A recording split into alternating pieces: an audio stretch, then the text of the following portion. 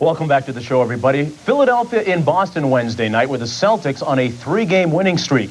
You know, it used to be Dr. J against Bird, Parrish against Daryl Dawkins, Chocolate Thunder, Andrew Toney against Dennis Johnson. Great basketball. In 1993, it's lost just a touch of its luster, but there is one reminder of the past. You know, at one point, Kevin McHale had the best low-post game in the entire NBA.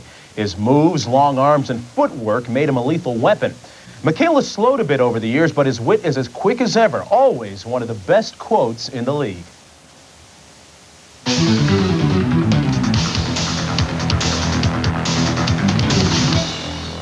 My goal for myself was just be the best basketball player I could be. It wasn't any kind of awards or anything like that. It was just to go out and be the best basketball player that I could be and to accept the challenge every night.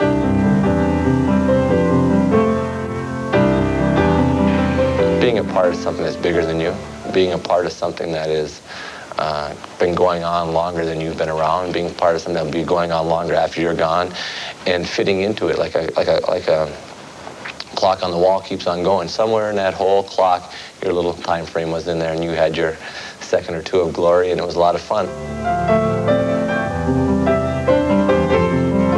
Larry's a good friend of mine. I really enjoy Larry. I really do. I think that as far as a working relationship goes, we had a great working relationship.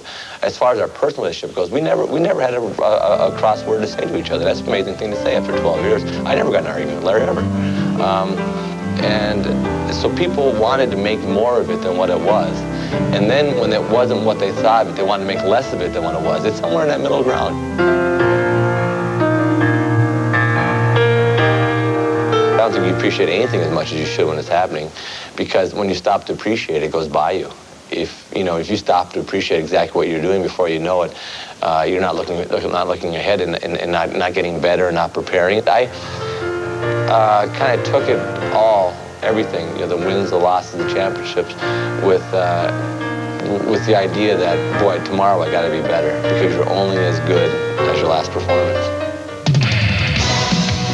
I think the integrity of the game is somewhat suspect. Being average is very rewarded, not only financially, but by everything else in this league. It's, and I think that goes for the officiating. They probably won't make them too happy, but I like the officiating when they're two-man crews that knew what they were doing. They ran up in the court and they hustled. And you stepped on the court and you saw Earl Strom and Jack Madden. You knew you were in the two guys and they were going to work a game in playoffs. You just kind of went like, let's go play. They called what they saw. Now you look at a guy and you go, you didn't see that? He goes, that's not my zone, or that's not my territory. I'm going like, you got to be kidding me. And there's it's so diverse between the good officials and the bad officials. The bad officials are scared to death of the good officials. If it's a good official, figures, he didn't see it and the other guy could pick it up for him. It's like, no way. Back in the old days, those guys all picked up for each other. Barkley left to the lane, moving in on Hot Rod, spins to his left, under the basket, went up and slammed it home. I just like the way Charles plays. Charles, and I like the things he says and does. Charles says a lot of things that I'd like to say, but I don't want to take the heat of them. I think, I don't remember, a famous president, Calvin Coolidge or something, once said, you never have to explain something you didn't say. I enjoy the way he plays, but I enjoy he's got a character. He's got a personality, which I like. They just get a cookie cutter now, and they just stamp them right out, and they kind of go like, and then they just pass them right through.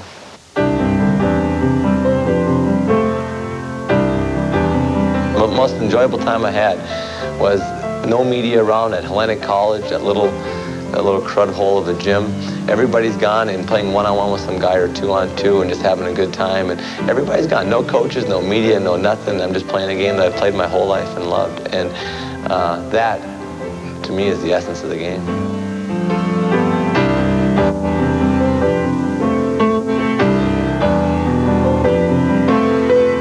Barkley said he was the toughest guy he ever played against. McHale did mention he plans to wait until the end of the season to decide what his plans are for next year.